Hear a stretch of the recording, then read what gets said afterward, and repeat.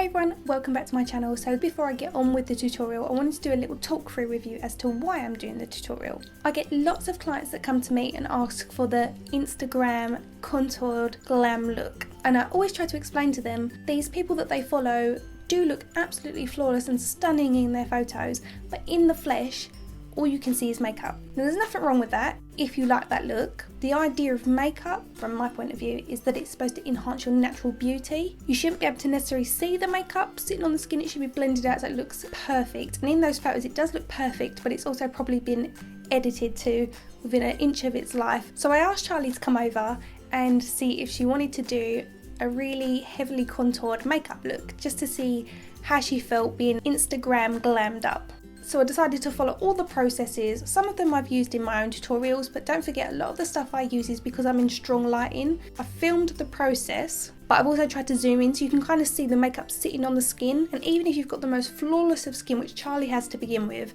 it can still aid you. In the daylight, up close and in normal lighting, all you can see is makeup. It made fine lines under her eyes look heavier, whereas when you see Charlie in the flesh under her eyes, she's got lovely, dewy, youthful looking skin, and she felt like a drag queen in it. She absolutely hated seeing herself with so much makeup on, yet before we did this tutorial, it intrigued her to see what you could look like that glammed up. Now, I don't want you to think that I'm taking away anything from all these beautiful people that are on Instagram that wear all this makeup, because it's absolutely fun, it is lovely to look at, and I do follow lots of them myself. Let me know what you think in the comments below. I'd be really interested to know your thoughts on the InstaGlam makeup. So anyway, I will stop rambling and I will get on with the tutorial. I've prepped Charlie's skin with Benefits Professional, and I've also applied Hydrovel by Anastasia as Charlie's skin is more on the dry side than oily. I'm mixing 2 shades of Kat Von D's Lock-It Tattoo Foundation together, and I am going ever so slightly darker than Charlie's skin tone. When you're adding so much highlight to the face, you can get away with going a shade that's slightly darker than your skin tone as long as you take it down your neck and your ears, and you'll find a lot of people on Instagram do this. The brush I'm using is the Sigma 3D HD Kabuki brush, and I'm using that just to buff this into the face all over.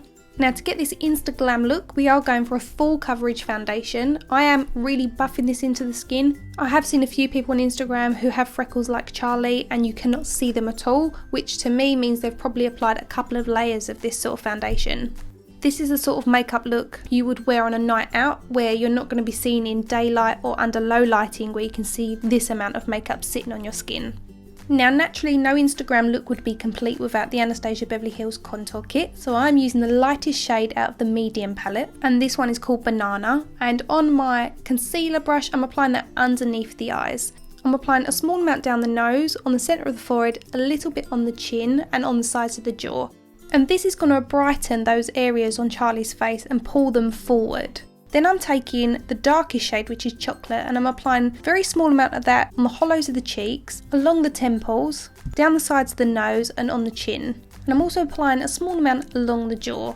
And this is going to allow me to sink those areas, and it's going to give the appearance that Charlie's face is a little bit more angular. Then I'm bouncing a dampened beauty blender over all of this to blend it out. My advice to you in doing this so that you don't get so much of a cakey appearance is to actually use a liquid foundation in lighter and darker shades as opposed to the cream contour kits. The texture of these cream contours is a lot thicker, whereas the liquid foundations will go on and blend a lot easier, but also they're not as thick, so you get less caking on the skin. That's normally my advice to my clients. If they want the contour look, I would prefer to use liquid foundations, so I'm not adding any more texture to the skin. So you can still achieve this nice flawless look, but it won't be as visible or cakey.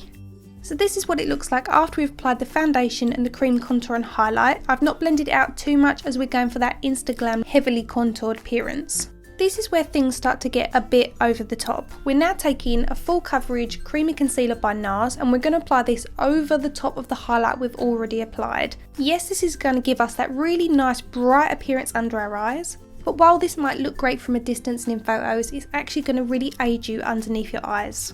Next, we're going to create the false perception of an even smaller nose. You'll see so many people on Instagram doing this. By applying this lighter concealer down the bridge of the nose below the brown that we've already applied, this is going to give us the illusion of a smaller bridge. Again, while this looks great in photos, when you turn to the side, you can clearly see the contrast between the lighter colour and the brown. Moving on to the baking technique. Now, while this does work and it is a great technique you can use, Over this amount of makeup, all you're doing is cementing your face. You can do this technique over a light amount of foundation. It will absorb the oils that are in the makeup and prevent them from creasing.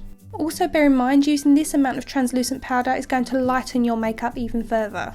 As we're going for quite a dramatic eye look, we're going to need to darken Charlie's eyebrows, so I'm using Fling pencil by MAC. It's actually quite a good colour for Charlie, but ordinarily I won't be filling them in as much as I'm doing here. Now on Instagram you'll see a lot of eyebrows are a lot more darker towards the outer half of the brow, but I really didn't want to scare Charlie when she looked in the mirror, so I've kept them the same tone most of the way through. And I'm just following her natural eyebrow shape but filling in the bottom half where they're a little bit sparse. If you're blonde and you do struggle to find an eyebrow pencil, it's probably worth checking this one out because it's actually a really good colour. I'm sweeping through a small amount of light brow powder through the base of Charlie's brows just to define them. For InstaGlam brows, you have to highlight underneath them with a concealer. You will see a lot of people using almost a white colour under their brows, which is totally unnatural. Whereas I still want this to be semi-wearable, I'm using the Urban Decay Naked Skin Concealer in Fair Light. The reason for this is so that it gives you a nice, clean, crisp looking eyebrow.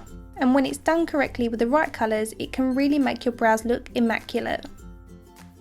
Now we've finished baking, we're going to knock off the excess powder from the skin.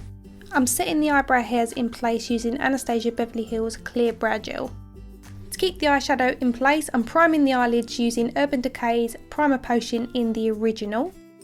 For eyeshadow, I'm starting off with the Naked Basics palette by Urban Decay, and I'm starting off by using Naked 2. And I'm placing this matte taupe shade through the socket of the eye, and I'm applying this above Charlie's natural socket. And the reason for this is to make Charlie's eyelid look bigger.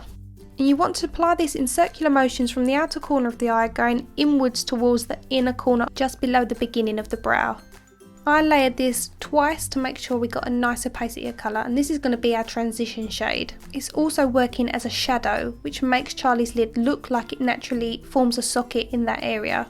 On the lid, I'm layering Walk of Shame, and this is more of a bone colour, and again it's a matte finish, and this is going to make the mobile eyelid look bigger.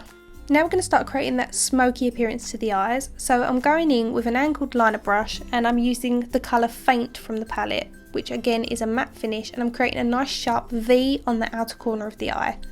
Then I'm blending over that with a fluffy blending brush. I'm not pulling the colour out, I'm just working the brush over the top of the eyeshadow. Then I'm reapplying it with the angled liner brush and popped a shadow shield on to catch any fall down. Then reapplying that colour again, concentrating it along the lash line and only using the blending brush to pull it through the socket. The reason for this is because we want the intensity to be on the wing of the eye. This style of eyeshadow is very popular at the moment, it's something I get a lot of requests for. It's a great way to elongate the eye, and it's also a popular one for people with hooded eyes.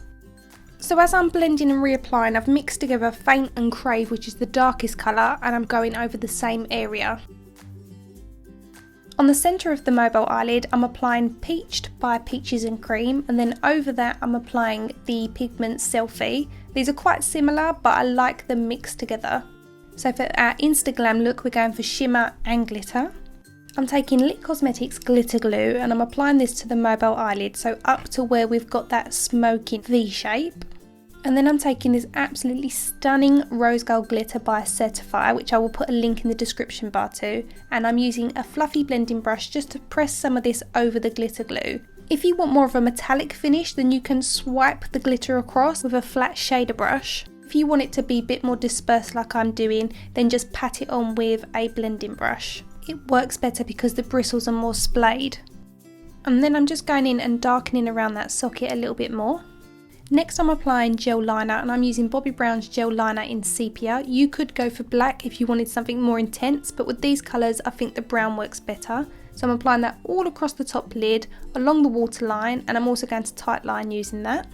Using the same angled liner brush from earlier, I'm mixing together both Faint and Crave again, and I'm smoking that out underneath the lower lash line all the way from the inner corner to the outer corner, and then I'm softening that with a pencil brush.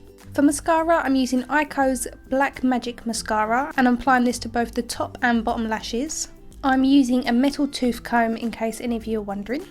Naturally, we have to have a lovely full-on pair of eyelashes, and my favourites are by Velour, and these are Doll Me Up, and you'll see I use these in a lot of tutorials. You can use discount code Shonagh Velour at the checkout for 15% off.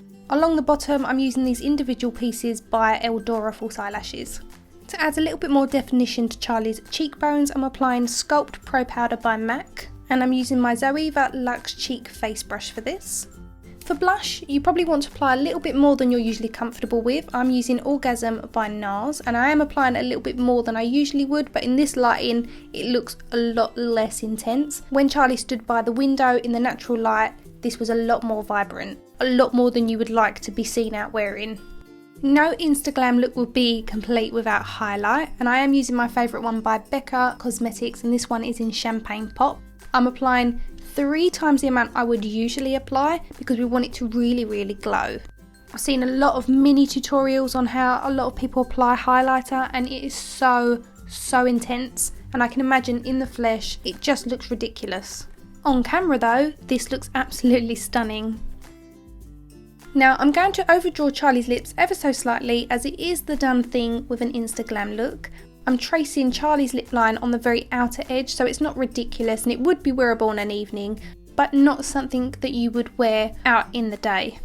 The pencil I'm using is by MAC, and this colour is called Strip Down, and it's one of my favourite colours for redefining lips. Subculture by MAC's quite good, but it does tend to give you more of a blurred appearance to your lips as opposed to a defined line. But I think that's because it's very similar to your lip colour, but that's just my personal opinion. For lipstick, I'm using Myth by MAC, and this is going to give Charlie a nice pouty nude appearance to her lips. And then to give us that really juicy pout, I'm applying J. Manual Lip Gloss in Desire. If you struggle to get this lip gloss, you could always try one by Kryolan called Wave. That's almost identical.